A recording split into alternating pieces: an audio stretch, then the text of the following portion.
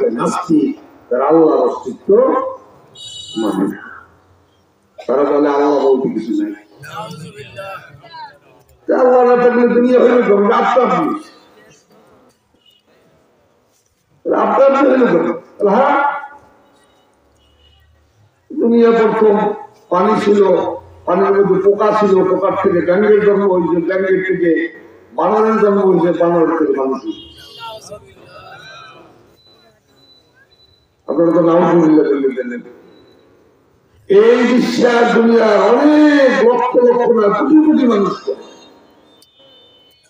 বিশেষ করে আমাদের দেশে ইউনিভার্সিটি গুলিতে তারা বড় বড় ডক্টরেট ডিগ্রি পিএইচডি করালো, তারাও বিশ্বাস করে। ডারউইন একজন জীব বৈজ্ঞানিক ছিল, তার তৈরি হলো মানুষ কেউ সৃষ্টি করে নাই, কোন সৃষ্টিকর্তা বলতে কেউ নাই, আপনার আচ্ছা বলেন কি কথাটা কি যুক্তিসঙ্গত না অযুক্তি? এই মাইকটা না বানাইলে আপনার এই গাছপালা, তরুলতা, আসমান, জমিন, চন্দ্র, সূর্য, গ্রহ, নক্ষত্র, হাওয়া, বাতাস, পানি, জোয়ার ভাটা, সারা দুনিয়া খায় না, আপনার কি হওয়া সম্ভব? যুক্তিসঙ্গত অযুক্তি। এই অযৌক্তিক বিশ্বাসে নাস্তিকেরা বিশ্বাসী, আর আস্তিক যারা তারা আল্লাহর অস্তিত্ব মানে, কিন্তু মুসলমানদের এই বিশ্বাস আর অমুসলমানদের বিশ্বাসের মধ্যেও পার্থক্য আছে। মুসলমানরা মানে সৃষ্টিকর্তা একজন, তার বাপ মানে না, আর খ্রিস্টানেরা মানে সৃষ্টিকর্তা আছেন একজন, তেনার স্ত্রী আছে, তেনার ছেলে আছে, এই তিনজনের পরিবার।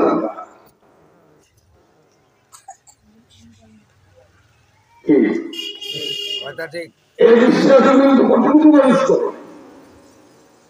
হিন্দুরা বিশ্বাস করে সৃষ্টিকর্তা একজন আছে, কিন্তু তার ক্ষমতাকে তিনি ভাবান্তর করে দিয়েছেন। 33 কোটি দেবতা আছে। এক দেবতার নাম লক্ষ্মী, যত ধন সম্পদ দেওয়া না দেওয়ার ক্ষমতা সৃষ্টিকর্তা তার হাতে দিয়েছে। এই জন্য অনেক মুসলমানরা ওই কথা তালের সাথে বলে, লক্ষ্মী ছাড়া মুসলমান যদি লক্ষ্মী ছাড়া হয়, লক্ষ্মী তো মুসলমানের নেই, মুসলমান লক্ষ্মী মানে, মুসলমান মানে ধন সম্পদের দেওয়া না দেওয়ার ক্ষমতা কার?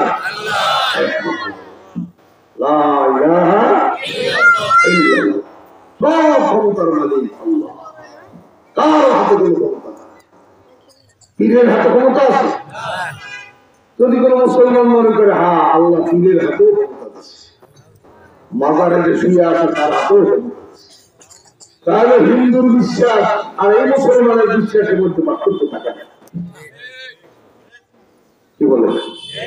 এমনকি আল্লাহ নবীর হাতেও ক্ষমতা দেয় না।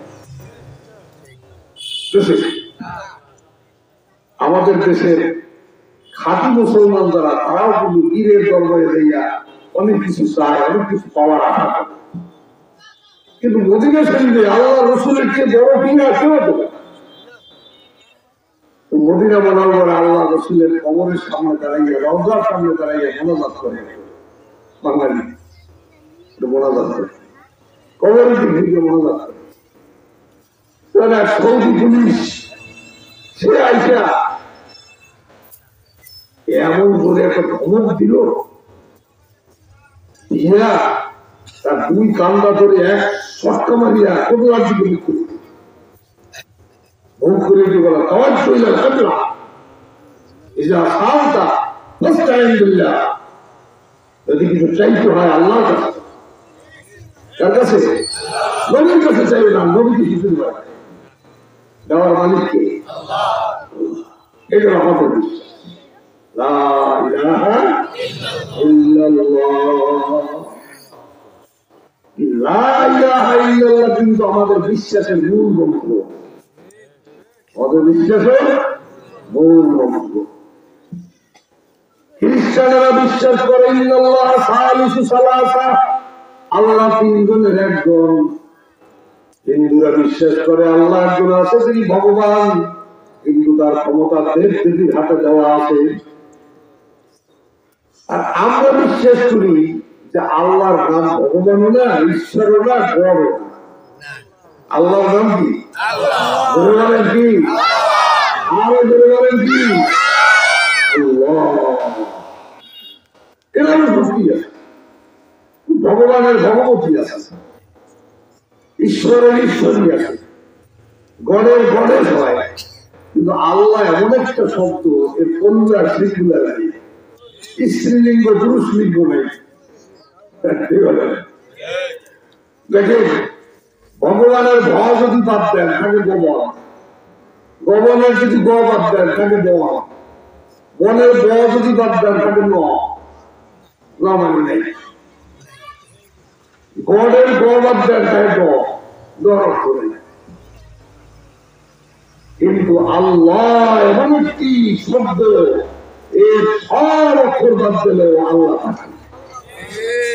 আল্লাহর আলির বাদ দেন, ছেড়ে দেন, থাকলো লিল্লাহ, লিল্লাহি মুলকুস সামাওয়াতি ওয়াল আরদ।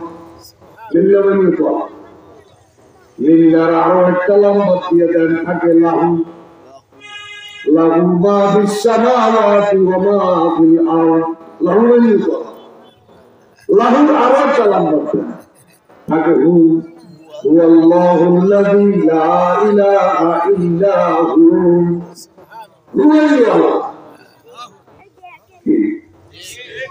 আল্লাহ যেমন এক, তার নামটাও এক এবং এক।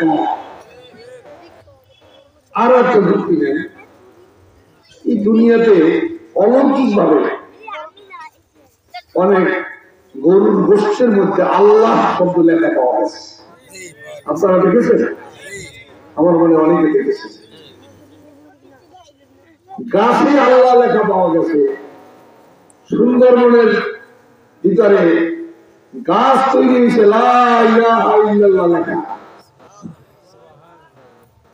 কিন্তু ভগবান লেখা পুষ্পের মধ্যে, গাছের মধ্যে, পাতার মধ্যে এরকম কোন আছে? পাওয়া গেছে? ঈশ্বর পাওয়া গেছে? গড পাওয়া গেছে? তাহলে বোঝা গেল আল্লাহর নাম গড নাই, ঈশ্বর নাই, ভগবান নাই। আল্লাহর নাম একমাত্র একটাই, আল্লাহ। আল্লাহ কোরআনে কারীমের মধ্যে এই আল্লাহর পরিচয় দিতে গিয়ে একটা সূরা নাযিল করেছেন। এই সূরাটার নাম জানেন? ইখলাস। হ্যাঁ, সূরা ইখলাস। আল্লাহ এখানে বলছেন, কোন এলাহি, আপনি বলে দেন, যারা আমার নাম দিয়ে মতবিরোধ করে তাদেরকে জানাই দেন আমার নাম ভগবান না, ঈশ্বর না। কুল হুয়াল্লাহু আল্লাহু আহাদ, আল্লাহু, বলেন আল্লাহু আহাদ, আমার নাম আল্লাহ এবং আমি এক। লাম ইয়ালিদ ওয়া লাম ইউলাদ, আমি কাউকে জন্ম দেই নাই, আমার কোন সন্তান নাই, আমাকেও কেউ জন্ম দেয় নাই, আমার বাপ্পা নেই। ওয়ালাম ইয়াকুল লাহু কুফুয়ান আহাদ, আমি আল্লাহর সমকক্ষ কেউ নাই। সুবহানাল্লাহ। এমনকি আমাদের নবী মুহাম্মদ সাল্লাল্লাহু আলাইহি সাল্লাম, উনি কি আল্লাহর সমকক্ষ? হ্যাঁ, এখানেও কিন্তু অনেকে ভুল করে। অনেকে তো নবী গায়েব জানেন, জানতেন, নবী হাজের নাজের, নবী আলিমুল গায়েব, সব বিশ্বাস করে। আল্লাহ আলিমুল গায়েব, নবী আলিমুল গায়েব হলে সমান হয়ে, আল্লাহ হাজের নাজের, নবী হাজের নাজের হলে সমান হয়ে। নবী কি আল্লাহর সমকক্ষ হতে পারে? নবীর মর্যাদা সমস্ত মখলুকের উপরে, কিন্তু আল্লাহর বেশি, আল্লাহর বেশি সমস্ত মখলুকের উপরে। তার মানে খ্রিস্টান করে সম্মান নবীর ফেরেশতার উপরে, নবীর সম্মান আল্লাহ পাকের আরশের উপরে, নবীর সম্মান জান্নাতের উপরে। জোরে বলেন সুবহানাল্লাহ। আপনারা জানেন নবীজি যখন মেরাজের সফরে গেছেন, আল্লাহর সঙ্গে সাক্ষাতের সফরে, এই রজব মাসে, এই যে মাস, এই মাসটা কি মাস বলেন? কি মাস? রজবের তারিখ কত বলতে পারবেন? এটা পারবেন। ইংরেজি তারিখ কত বলতে পারবেন সবাই? ইংরেজি তারিখ কত? 26 জানুয়ারি। আল্লাহ রহমতে এই মাসটা ইংরেজির সঙ্গে মিলছে, এই রজব মাসে 26। এই 27 রজব নবী আল্লাহ সাক্ষাতে আল্লাহর আরশে গেছিলেন। গেছিলেন না? বিশ্বাস করেন তো? এটা একটা বিশ্বাস। কি স্বপ্ন ঢুকে গেছিলেন না রুহানি ভাবে গেছিলেন? সব জ্ঞানে আল্লাহ রাসূলের মেরাজের সফর হয়েছিল। যখন তিনি আরশের পর্বতে হাঁটতেছিলেন, তখন ওনার মনে পড়েছে মূসা নবীর কথা। মূসা আলাইহিস সালাম তো তুর পাহাড়ে গেছিলেন আল্লাহ সাক্ষাতে, গেছিলেন না? তো আল্লাহ বলছিলেন, ইয়া মূসা, হে মূসা, ইন্নী আনা রাব্বুকা, আমি তোমার প্রভু, সাক্ষাৎ দেব তোমার সাথে। তো জুতা ভাই দিয়েছো, ফাখলানা আলাই, জুতা হলো ধমক না? ঠিক আছে, ধমক না? ফাখলানা আলাই ইন্নাকা বিল ওয়াদিল মুকদ্দাস। নবীজি জুতো খোলা আরম্ভ করছে। আল্লাহ ডাক দিয়ে কে, ও আমার হাবিব গো, আপনি আর মূসা নবী এক নন। আপনার জুতা পাই দিয়া আমার আরশে আজিমের পরে আপনি হাঁটলে আমার আরো আপনার জুতার ধুলিতে গৌরবান্বিত হয়ে যাবে। আমার আরো ধন্য হবে আপনার জুতার ধুলিতে। নবীর দাম কত? নবীর জুতার দাম যদি আরশের যে বেশি হয়, তো নবীর দাম কত? আরশের কত? নবীর দাম কি? আরশের কত? কিন্তু আল্লাহর নিচে, আল্লাহর কি নিচে? খুব ভালো করে মনে রাখবেন, নবী মাটির তৈরি না নূরের তৈরি, এটা নিয়ে ঝগড়া আছে না? তার নবী নূরের তৈরি। তার নবী যদি নূরের তৈরি হয়, ফেরেশতা কি তৈরি? বলে না, ফেরেশতা তো নূরের তৈরি। তার নবী আর ফেরেশতা সমানই যাব? কথা বলো। তার নবীর সম্মান আর ফেরেশতাদের সম্মান কি এক? আরে ফেরেশতাদের মধ্যে শ্রেষ্ঠ ফেরেশতা জিবরাইল। এই জিবরাইল ছিল মেরাজের খবর শুনি। তো অর্ধপথে যেয়ে কয়, অর্ধপথ কি বল, সিদরাতুল মুনতাহা, সেখানে যে জিবরাইল নবীর খবর সঙ্গী বলে যে, ইয়া রাসূলুল্লাহ, এই জায়গাটা হইল খালেক আর মাখলুকের সীমানা। এইখান থেকে এক কদম সামনে গেলে আমি জিবরাইলের অস্তিত্ব থাকবে না, আমার নূরের ডানাগুলি পুরিয়া সব সারখার। কাজে আমি আর তাই অবরোধ, আপনি এখান থেকে একা যাওয়া। তাই নূরের তৈরি ফেরেশতা যেখানে যাইতে পারে নাই, নবী আমার সেইখানে গেছে না? তাহলে নবীর সম্মান আর জিবরাইলের সম্মান সমান? কত বেশি! নবী নূরের তৈরি হলে ফেরেশতা সমান হয়ে যায় না? কাজে নবীজি নূরের তৈরি বললে আল্লাহ সমকক্ষ বলা হয়, এটা কোরআন বিরোধী কথা হয়। এটা কোরআন বিরোধী কথা। কাজে নবী নূরের তৈরি নয়, তবে কিসের তৈরি? কিসের তৈরি? মাটির তৈরি। বলে কিসের তৈরি? ইন্নী আনা বাশারুন মিসলুকুম, আমি তোমাদের মতনই মাটির তৈরি মানুষ। সুবহানাল্লাহ। তারপর মানে হলো মানুষের ক্ষুধা আছে, নবীর ক্ষুধা ছিল না? মানুষের স্ত্রী স্বামীর চাহিদা আছে, নবীর স্ত্রী স্বামীর চাহিদা ছিল না? নবীর মানুষের অসুখ বিসুখ আছে, নবীর অসুখ বিসুখ ছিল না?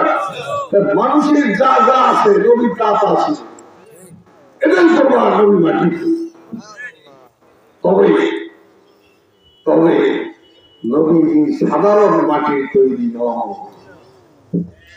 এইটা মনে রাখবে নবী আমাদের মতন মাটির তৈরি নয় এর একটা উত্তর মুহাক্কিক আলেম দিয়েছেন মুহাম্মাদুন বাশারুন লা কাল বাশার মুহাম্মাদুন বাশারুন লা কাল বাশার বাল হুয়া ইয়াকুতাতু ওয়ান নাসু কাল হাজার এ দুনিয়া মানুষ মুহাম্মদ সাল্লাল্লাহু আলাইহি মাটির তৈরি মানুষ কিন্তু সাধারণ মাটির তৈরি মানুষ নয় যেমন ইয়াকুত পাথর রাস্তা বানানো পাথর দুইটাই নাম পাথর একটার নাম ইয়াকুত পাথর আর একটার নাম কি রাস্তা তৈরি করা পাথর দুই পাথর যেমন সমান নয় আমার নবীর মাটির তৈরি ওই মাটি আর আমাদের মাটি সমান নয় তার প্রমাণ কি তার প্রমাণ হলো দুনিয়ায় যত মানুষ আছে তার গায়ের ঘাম আছে না ঘামের থেকে ঘেরার না দণ্ড রাজা বলেন বাচ্চা বলেন আলে ওলামা বুজুর্গ সবাই গায়ের ঘামে কি আর নবীর গায়ের ঘামে কি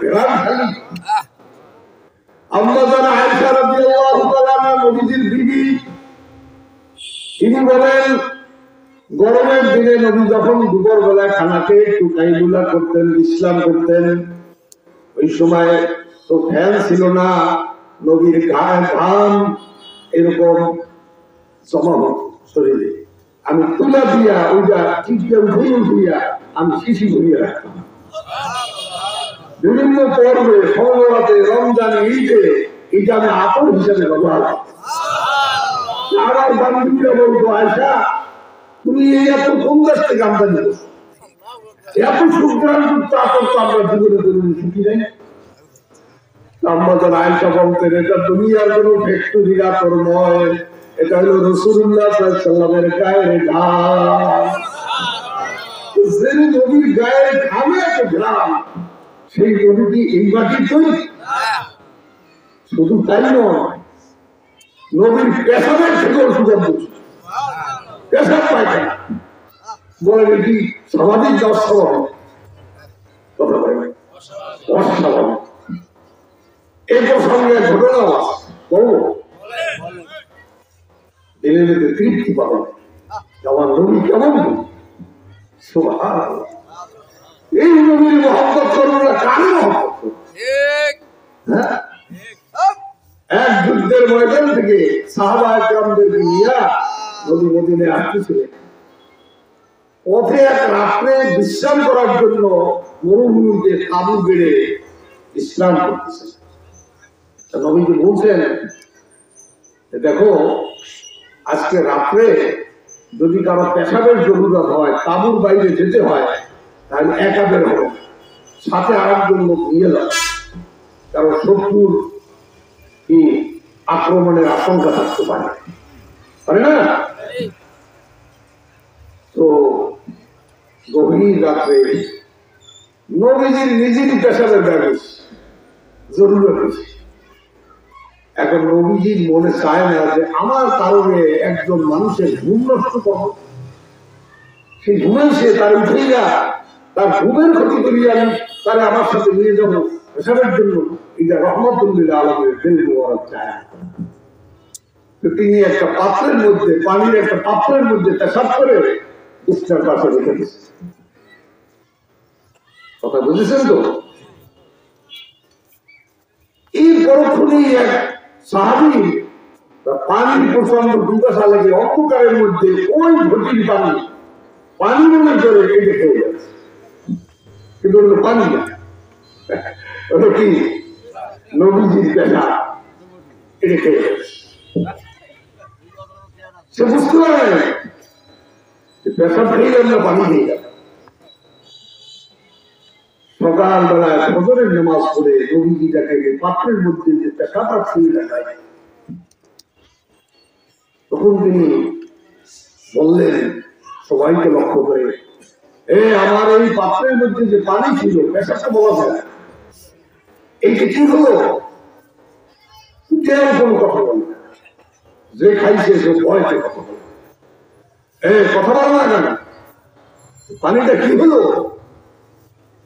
যখন কেউ কথা বলে না, সেই লোক গুণ আসামি, সেই লোক আইসে পর ধরে মাফ করবেন, আমি পানির পিপাসায় অস্থির হয়ে গভীর রাত্রে অন্ধকারের মধ্যে আপনার বাড়িতে খেয়ে ফেলছি, আমাকে মাফ করবেন। নবীজি বলেন, তুমি তো পান করেছ, এইটা মূলত পেশাব ছিল না, আমি রাত্রে উঠে পেশাব করে পাত্রের মধ্যে রেখে দিয়েছিলাম, তুমি পেশাব মনে করে পান করেছো, ওই জন্য গুনাহ হয় নাই। নবীর পেশাব সুগ্রাণ হইলেও তো পান করা হালাল না, কি হালাল? কিন্তু না জানা সত্ত্বে তুমি পান করে ফেলেছো, গুনাহ হয় নাই। তবে কাজ একটা হয়ে গেছে। কি কাজ? বলে, তোমার শরীরের থেকে সারা জীবন মেসকাম্বারের ঘ্রাণ আসবে, সারা জীবন তোমার শরীর থেকে মেসকাম্বারের ঘ্রাণ। শুধু তোমার শরীর দিয়ে না, তোমার বংশের থেকে 14 পুরুষ পর্যন্ত, তোমার পরবর্তী প্রজন্ম 14 স্তর পর্যন্ত এই সবার কাছ থেকে ঘ্রাণ আসবে। বলেন তো এরকম মানুষ কি হয়? এই সাহাবীর পরবর্তী প্রজন্মের 14তম পুরুষ হলেন ফরিদুদ্দিন আত্মা, নাম আত্মা, তস্করাতুল আউলিয়ার মধ্যে তার গায়ের থেকে নিষ্কম্বল আতরের ঘ্রাণ। একবারে কি বুঝলেন? রসুল মাটির তৈরি, কিন্তু সাধারণ মাটির তৈরি। কোন মাটির তৈরি? এইটা হল একটা প্রশ্ন। নবীজি দুনিয়ার কোন মাটির তৈরি নন, নবীজি ছিলেন জান্নাতের মাটির তৈরি। কোন প্রকার মাটির তৈরি? জান্নাতের মাটির তৈরি মানুষ ছিলেন নবীজি। আরো একটা দলিল আছে, বলবো। উনি যে জান্নাতের মাটির তৈরি, তার প্রমাণ দেখেন। যেই মানুষকে যেই মাটির দ্বারা তৈরি করা হয়েছে, তার কবর কিন্তু ওই মাটিতে।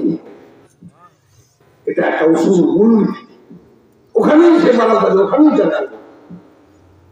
নবীজি জান্নাতের মাটির দ্বারা তৈরি হয়, তা নবীর কবর তো জান্নাতে হবে। এই কারণে আল্লাহ পাক জান্নাতের মাটির একটা অংশকে রাসূলের রওজার পাশে, ওই মা বাইনা বাইতি ওয়া বাইনা মিনবারি রাওযাতুম মিন রিয়াদিল জান্নাহ, নবীজি বলেছেন, আমার ঘর বানাম মিনবার, খুবটা আছে মিনবার, এর মাঝখানের জায়গাটা, এইটা দুনিয়ার মাটি না, এটা জান্নাতের মাটি। হাজী সাহেবরা যে হজ করতে যায়, তারা ওই জায়গায় ঢুকতে না পারলে সে নিজেকে খুব ব্যর্থ মানুষ মনে করে। ওই জায়গায় না ঢুকতে পারলে সে নিজের মনে কষ্ট পায়। আর রাসূল বলেছেন, এই জায়গাটা জান্নাতের মাটি, এই জায়গায় যে একবার ঢুকলো সে জান্নাতে ঢুকলো। আর আল্লাহ পাকের রাসূল যে জান্নাতে ঢুকবে, সে আর জাহান্নামে যাবে না, সে জান্নাত। এই জন্য ওইখানে একটু ঢুকতে পারলে আল্লাহর কাছে একটু কবুল করেন, আল্লাহ তুমি যখন জান্নাতের টুকরো আনছই, আমার আর জাহান্নামে দেব না। এই আশা, জায়গাটা বেশি বড় না, এই এতটুকু জায়গা হবে, এই আপনাদের মাঠটা এতটুকু, লক্ষ লক্ষ মানুষ ওই জায়গায় কিভাবে যাবে? সেই জন্য বর্তমান ডিজিটাল যুগে একটা সিস্টেম করেছে, মোবাইলের অ্যাপ দিয়া ওখানে একটা কাগজ বের করতে হয়, কাগজ না থাকলে মোবাইল দেখে নিতে হয়, একবারই মাত্র ঢোকার চান্স পাবে, আর পাবে না, তাও আধা ঘন্টা। এখন বর্তমান সরকার আইন করছে, আর হুজুর ছিল মারামারির মতো হয়েছে ঢোকার। এই হলো জান্নাতের টুকরা, রাসূল যে শোয়া আছেন এখন, এই জায়গাটা জান্নাতের টুকরা। রাসূলের কবর যেটা, এটা দুনিয়ার মাটি না, এটা জান্নাতের মাটি। তাহলে রসুল কিসের তৈরি? মাটির তৈরি, কিন্তু জান্নাতের মাটি। ধরে বলেন সুবহানাল্লাহ। তো আমার ভাইয়েরা, বলতেছিলাম আমাদের বিশ্বাস হলো আল্লাহ কয়জন? বলেন কয়জন? তার নাম কি? তার ছেলে মেয়ে আছে? তার সমকক্ষ কেউ আছে? কেউ নেই। তার সমকক্ষ কেউ নেই। এগুলো আমাদের বিশ্বাস। বিশ্বাসের যদি কোনো ত্রুটি হয় এটা আল্লাহ মাফ করবেন না। আমলের ত্রুটি আল্লাহ মাফ করবেন, কিন্তু ইমানের ত্রুটি মাফ হবে। ইমানের ব্যাপারে কোনো গলত থাকলে মারাত্মক। আমাদের বিশ্বাস, আমাদের ইমান আল্লাহ কয়জন? বলেন কয়জন? তার ছেলে মেয়ে আছে?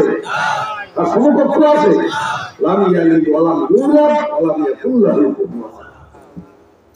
এই কথার মূল কথা হইল লা ইলাহা, বলেন লা ইলাহা ইল্লাল্লাহ। এমন দামি কালেমা। আল্লাহ বলেছেন কালিমা তান তান। কালেমাটার নাম কি? কালেমা মানে বাক্য। এই বাক্যটার নাম হলো পাক পবিত্র বাক্য। দেখেন লা ইলাহা ইল্লাল্লাহ, এর মধ্যে কোন নকশা হওয়া হরফ নেই। কোন নকশা হওয়া হরফ কি নেই। লা ইলাহা ইল্লাল্লাহ এমন একটা কালেমা যে একটা মানুষ মুখ বন্ধ করে জিহ্বাটা লাড়াতেই লা ইলাহা ইল্লাল্লাহ বলতে পারে। অন্য কোন কালেমা, অন্য কোন বাক্য বলতে পারবে না। দেখেন তো চেষ্টা করে সুবহানাল্লাহ বলা যায় কিনা? মুখ বন্ধ করে, মুখ খুলবেন না, ঠোঁট বন্ধ করে করিয়ে দেখেন তো সুবহানাল্লাহ বলা যায়? মুখ না খুলে বলা যায়? আলহামদুলিল্লাহ বলা যায়? আল্লাহু আকবার বলা যায়? কিচ্ছু বলা যায় না। কিন্তু মুখ বন্ধ করে জিহ্বাটা লাড়াতে লা ইলাহা ইল্লাল্লাহ হয়। দেখেন তো হয় কি হয়? সুবহানাল্লাহ। এত সহজ করে দিয়েছেন এই কলামা। কেন? যেই জিনিসের বেশি প্রয়োজন সেই জিনিস মানুষকে পাওয়া আল্লাহ সহজ করে দিয়েছে। যেমন অক্সিজেন মানুষের বেশি প্রয়োজন, বাতাস। পানির একদম জীবন বলে, কিন্তু পানি না খাইলেও মানুষ 2-4 দিন থাকতে পারে। কিন্তু বাতাস ছাড়া, অক্সিজেন ছাড়া এক মুহূর্ত মানুষ থাকতে পারে না। এই বাতাসটা পরিবেশন করে কে? অক্সিজেন কে পরিবেশন করে? আল্লাহ নিজের হাতে রেখেছেন। সমান বন্টন করেন না, সুষম বন্টন করেন। বাচ্চার একরকম অক্সিজেন লাগবে, বুড়া মানুষের একরকম অক্সিজেন লাগবে। এই অক্সিজেন এটা দামি জিনিসটা। এই করোনার সময় দেখা গেছে কেমন দামি জিনিস। একটা সিলিন্ডার অক্সিজেনের বোতল কিনতে কত টাকা লাগে? একদিনে কয়টা সিলিন্ডার লাগে? এক মাসে কয়টা সিলিন্ডার লাগে? সারা জীবনে কতটা সিলিন্ডার ব্যবহার করেছি, কত কোটি টাকার অক্সিজেন আমরা ব্যবহার করেছি, তার হিসাব দিয়ে শেষ করা যায়। এই সমস্ত অক্সিজেন কেউ দেয়? এই টিউবওয়েল অক্সিজেনের টিউবওয়েল যদি বানাইতো, ওখানকার 60টা বোতল করিয়া এই জল করিয়া আইনে তারপর অক্সিজেন পাওয়া লাগবে। আমদানি মানুষ আল্লাহ তাআলা নাকের সামনে অক্সিজেন হাজির করে দিয়েছেন, নাক টান দিলে পরিবেশন করেছেন কে? কারণ মানুষের জীবন ধারণ করার জন্য সবচেয়ে বেশি প্রয়োজন মানুষের অক্সিজেন। বিনা পয়সায় দিয়েছেন, সহজলভ্য করেছেন। লা ইলাহা ইল্লাল্লাহ কালেমা এত বেশি প্রয়োজন। লা ইলাহা ইল্লাল্লাহ একবার বললে তার জন্য বেহেশত ওয়াজিব হয়ে গেল, জাহান্নাম হারাম হয়ে গেল। একবার লা ইলাহা ইল্লাল্লাহ মান ক্বালা লা ইলাহা ইল্লাল্লাহ দাখালা সুবহানাল্লাহ। হাদিস শরীফ আছে। এত দামি করে একটা গল্প মনে পড়েছে। আমাদের এলাকার একটা মাদ্রাসা পাশেই একটা হিন্দু বাড়ি। তো ওই হিন্দু বাড়ির এক বয়স্ক হিন্দু, 80 বছরের উপরে বয়স, মশায়। কিন্তু মশার একটা গুণ হইল আলেম ওলামা তালেব ইলমদের খুব মহব্বত করে। এটা গুণ। আলেম ওলামা তালেব ইলমদের মহব্বত করা একটা গুণ না? বলে এটা গুণ না, বড় গুণ। তো আসরের থেকে মাগরিব পর্যন্ত ওই তলেবেলেনরা মাদ্রাসার ছাত্ররা মাদ্রাসার পাশে একটা দোকান আছে, দোকানে আসে কেনার থাকে। তো ওই বসায় হিন্দু ওই দোকানে এসে বসে থাকে, সবাই নাতি বলে আর সবাই ওরা দাদু বলে। দাদু নাতুর সম্পর্ক, হাসি তামাশা মজাক মজাক করে মাগরিব পর্যন্ত একবারে সুন্দর আমল করে দিয়ে পারছে প্রত্যেক দিন। এর তার বড় একটা বৈশিষ্ট্য। এইরকম করতে করতে করতে করতে করতে করতে একদিন তার একটা ঘটনা হবে। হঠাৎ করে বলে, এ আমার নাতিরা, তোমরা সাক্ষী থাকো, আমি কলেমা পড়িয়া তোমাদের সাক্ষী বানাই মুসলমান। এই কথা মন্দির করছে, লা ইলাহা ইল্লাল্লাহু মুহাম্মাদুর রাসূলুল্লাহ। কলেমা পড়া শেষ, তার মৃত্যু হয়েছে, মৃত্যু হয়ে গেছে। এবার আপনারা বলেন, এই হিন্দু মশাই থেকে হেসছি না কোন মুক্তি লাগবে না বদলে দেওয়ার জন্য। কেননা আল্লাহ রাসূল বলেছেন, আল ইসলাম তাহাদাবা মা কানা কবলহু, কলেমা পড়ার সঙ্গে সঙ্গে বিগত জীবনের সমস্ত শিরকের গুনাহ, কুফরের গুনাহ সব ধুয়ে মুছে পাক সাফ হয়ে সে এখন জান্নাতি হয়ে গেল। জীবনে এখন কোন নামাজ করে নেই, জীবনে কোন নেক কাজ করে নেই, একটা নেক কাজ করেছে, আলেম ওলামা তালেব ইলমকে মহব্বত করেছে। এখান থেকে আমি বলতে পারি, একজন হিন্দু মুশরিক সে যদি খালি তালেব ইলম আলেমদের মাদ্রাসার তালেব ইলমকে মহব্বত করার কারণে জান্নাতি হতে পারে, আমরা মুসলমানরা যদি তালেব ইলমদের মহব্বত করি কিছু হবে না। কি মনে করেন, তার কিছু হবে না? কিছু হবে না, নিশ্চয়ই হবে। এই তালেব ইলমদের মহব্বত করার বদৌলতে আল্লাহ তাআলা আপনার জীবনের গুনাহ মাফ করে কামিলে হেদায়েত দান করবেন, আপনি জান্নাতি হবেন। এটা একটা বড় গুণ। কিন্তু যারা আলেম বিদ্বেষী তাদের নসিবে কলেমা হবে, তারা বেঈমান হয়ে যাবে। মনে রাখবেন, কলেমা এমন দামি জিনিস, আল্লাহ এর নাম রাখছেন কালিমাতুন তাইয়্যিবাতুন। আলাম তারা কাইফা দরাবাল্লাহু কালিমাতান তাইয়্যিবাতান কাশাজারাতিন তাইয়্যিবাতিন আসলুহা সাবিতুন ওয়া ফারউহা বিস-সামা। এই কলেমা একটা গাছের মতো পবিত্র গাছ, কাশাজারাতিন তাইয়্যিবাতিন পবিত্র একটা গাছ, যে গাছটার গোড়ার শিকড়টা ৭ জমিনের তল, আর এর মাথার ডালটা আল্লাহর আরশ পর্যন্ত পৌঁছে গেছে। যখন কোন ব্যক্তি লা ইলাহা ইল্লাল্লাহ বলে, তখন আল্লাহ পাকের আরশে আজিমের উপরে একটা কম্পন শুরু হয়। সুবহানাল্লাহ। হাদিস শরীফে আছে, নূরের একটা খুঁটি আছে, ওই খুঁটিটা লড়তে থাকে। তখন আল্লাহ জিজ্ঞাসা করে, নূরের খুঁটি ধরতেছো কেন? আল্লাহ, জমিনের মধ্যে তোমার বন্দারা আমাকে নাড়াই দিয়েছে, তোমার বন্দাদের মাফ না করলে আমি থামবো না। আল্লাহকে আমি মাফ করে দেব।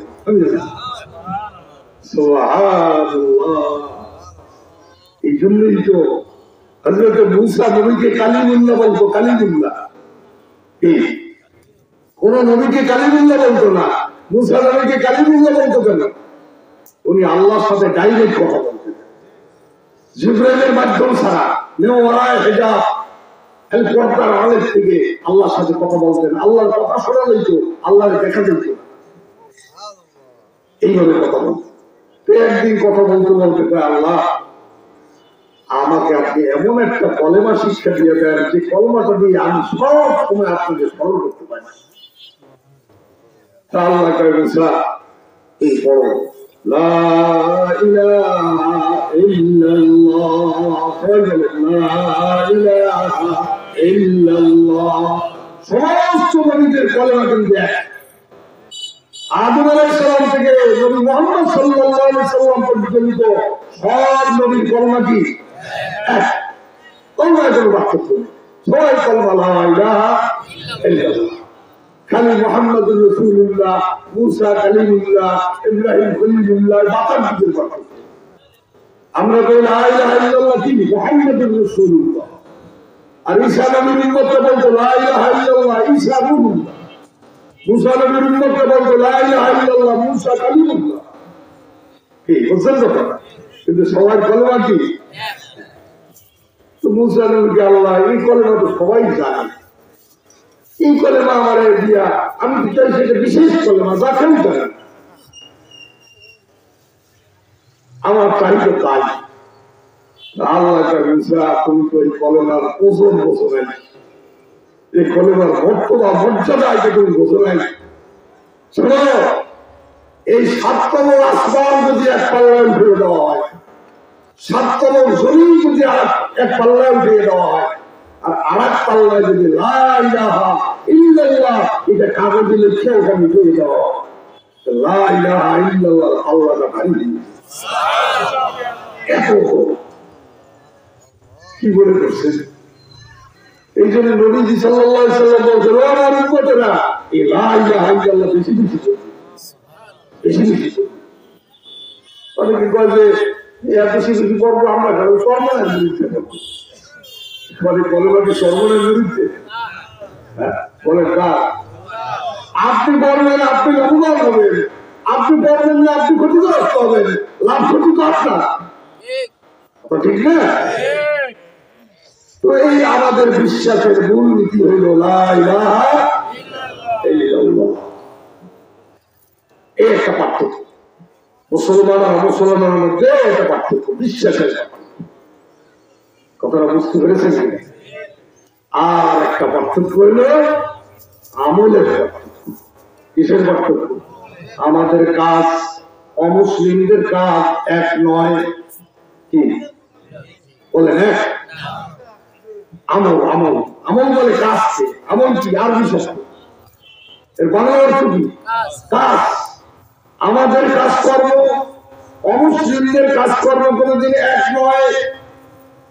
আমরা আজান হইলে মসজিদে নামাজ পড়তে যাই, অমুসলিম নামাজ পড়তে যায় ঠিক যায়? এটা পার্থক্য, এক নম্বর পার্থক্য। আল ফারকু বাইনাল আবদি ওয়াল কুফরি তারকুস সালাহ। মুসলমান আর অমুসলমানের মধ্যে এক নম্বর আমলের পার্থক্য, মুসলমান নামাজ পড়বে, অমুসলমান নামাজ পড়বে। দেখছেন কত বড় পার্থক্য? এখন মুসলমানও নামাজ পড়ে না, অমুসলমান নামাজ পড়ে না। আমাদের এই সর্বনার মরহুম সৈয়দ শাহ রহমতুল্লাহ আলাইহি বলতেন, বাবা তোমার নাম আব্দুর রহমান, তুমিও নামাজ পড়ো না। তোমার বাড়ির পাশে এক হিন্দু আছে হরিচরণ, সেও নামাজ পড়ে না। বাবা তোমার নাম আব্দুর রহমান, তুমিও রোজা রাখো না। বাড়ির পাশে হরিচরণ, সেও রোজা রাখে না। বাবা তুমিও গান বাজনা করো, হরিচরণও গান বাজনা করে। বাবা তুমিও যেসব কাজ করো, হরিচরণও সেই কাজ করে। তোমাকে যদি বেহেশতে নেওয়া লাগে, হরিচরণ ক্ষতি করছি,